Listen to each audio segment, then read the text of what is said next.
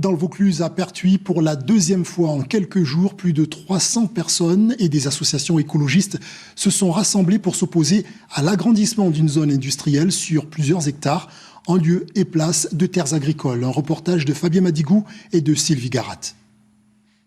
Planter des patates pour dénoncer l'extension d'une zone industrielle sur 86 hectares, c'est l'action qu'ont choisi de mener plusieurs collectifs écologistes opposés à la bétonisation de ces terres agricoles. Une opération symbolique qui a séduit les nombreux participants. On trouve justement l'initiative assez intéressante. On démontre que ces terres sont riches, ont une utilité agricole importante. De faire quelque chose en commun au plus près de la terre et partager des moments plutôt que d'aller dans des magasins. Voilà, c'est ça qui compte pour nous et c'est pour ça qu'on a amené notre fille aussi. Le béton, c'est bien beau, mais ça se mange pas quand même. Donc il faut absolument qu'on protège ça pour les générations d'après.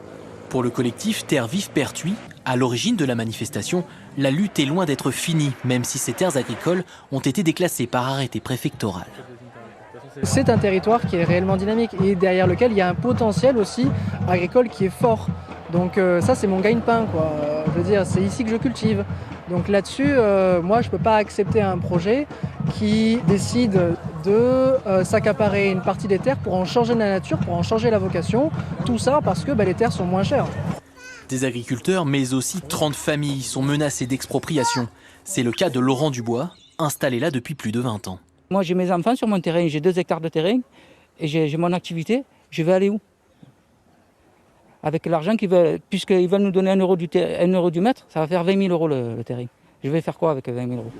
De son côté, le maire de Pertuis préfère se concentrer sur les bienfaits de ce projet. Il faut savoir quand même qu'à Pertuis, j'ai 1400 demandeurs d'emploi, j'ai 500 jeunes à la mission locale. Quel maire ne voudrait pas que ces entreprises locales se développent pour créer des emplois? Dans le champ, les manifestants ont déjà pris rendez-vous pour la mi-août.